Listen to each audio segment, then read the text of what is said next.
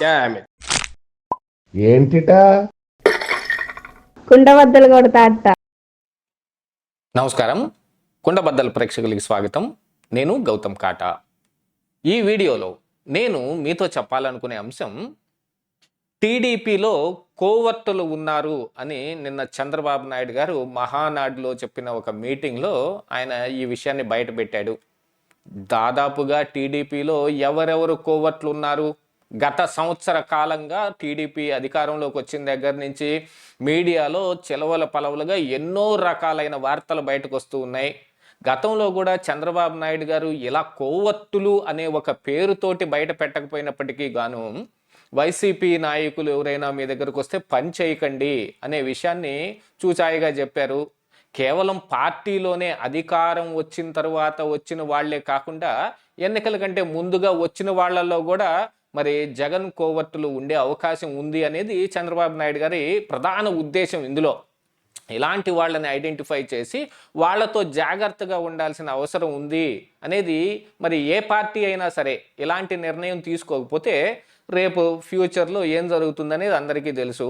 ఈ కోవర్టుల మూలంగా ఎంత నష్టపోతారు అనేది.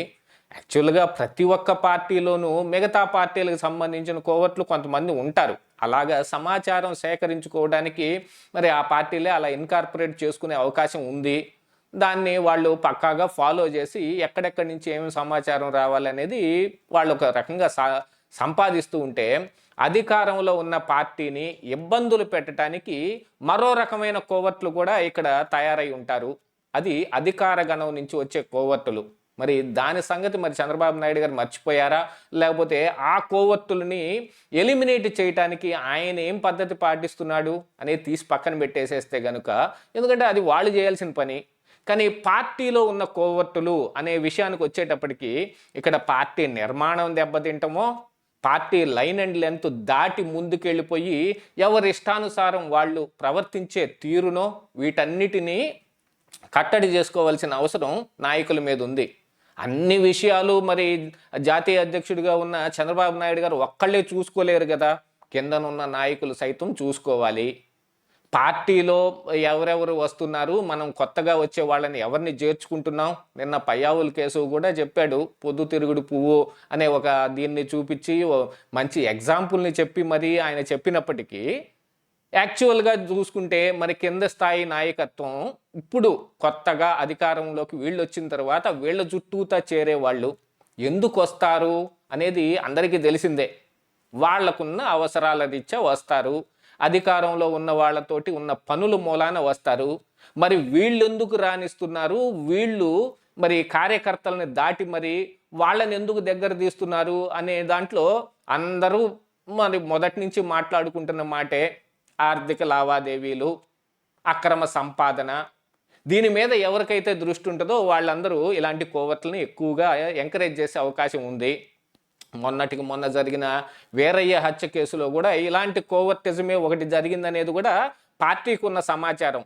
కేవలం దీంట్లోనే కాకుండా మరి మొన్న మాచర్లలో జరిగిన ఈ జంట హత్యల కేసు కావచ్చు, ఇలాంటి వాటన్నిటిలో కూడా పక్కాగా ఈ కోవర్టులు చేస్తున్న పనే అని. గతంలో ఒక మంచి క్యారికేచర్ తోటి ఒక ఫోటో కూడా ఒకటి రిలీజ్ అయింది. అందులో టీడీపీ కార్యకర్తని కింద పడేసి వైసీపీలోంచి వచ్చి టీడీపీలో చేరిన ఒక కార్యకర్త, అలాగనే వైసీపీ కార్యకర్త ఇద్దరు కలిసి చెత్తకొట్టుడు కొడుతూ ఉన్నారు. ఈ క్యారికేచర్ ఎక్కడి నుంచి వచ్చింది అని అంటే, గతంలో ఉన్న ఈ అనుభవాలని బట్టి ఇదిగో ఇప్పుడు టీడీపీ పార్టీలో ఇది జరుగుతుంది అని చెప్పడానికి ఎవరో గీసిన ఒక బొమ్మ. కానీ అదే నిజంగా నిజం అని ఈ రోజున చంద్రబాబు నాయుడు గారు బయట పెట్టారు అని అంటే, దాని వెనక ఏం జరుగుతుందో ఆలోచించుకోవాలి కదా.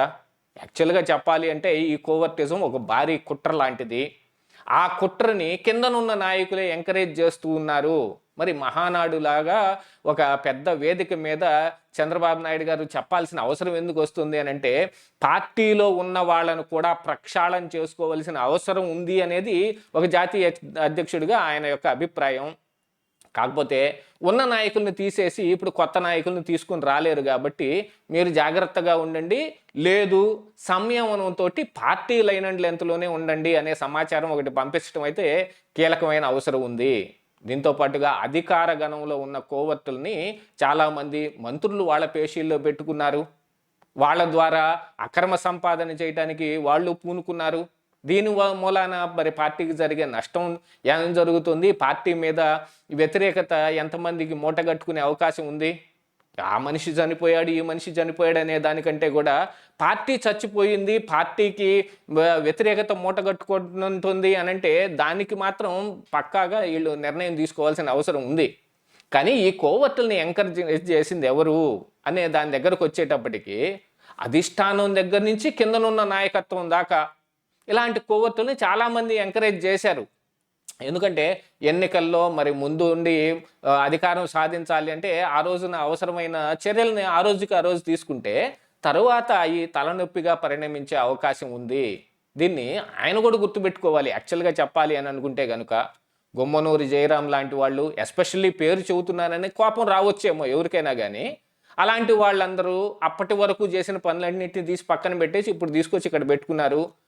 ఆదిమూలం లాంటి వాళ్ళని చూసుకుంటే వాళ్ళు సెక్స్ స్కాండల్ లాంటి వాటిల్లో ఇరుక్కొని వాళ్ళు టీడీపీకి పార్టీకి ఒక చెడ్డ పేరు తీసుకొచ్చే పని చేశారు. మరి వీరయ్య హత్య కేసులో కనుక చూసుకుంటే మరి అటువైపు నుంచి వచ్చిన వాళ్ళ ద్వారా కానీ, వాళ్ళకి వత్తాసు పలికే వాళ్ళ ద్వారా కానీ ఆయన ప్రాణాలే పోగొట్టుకోవాల్సిన పరిస్థితి ఏర్పడింది. దీని అంతటికి కారణం ఎవరు? ఆ వీరయ్య హత్య వెనుకున్నది మరి వైసీపీ కోవర్టులే అని అనుకుంటే గనుక ఆ కోవర్టులను తీసుకొచ్చి పార్టీలో పెట్టుకుంది వీరయ్యే కదా మరి ఆ రోజున. ఇలాంటి వాటి దగ్గర జాగ్రత్త వహించాల్సిన అవసరం ఉంది అనేది చంద్రబాబు నాయుడు గారు ముందు నుంచే చెబుతున్నారు.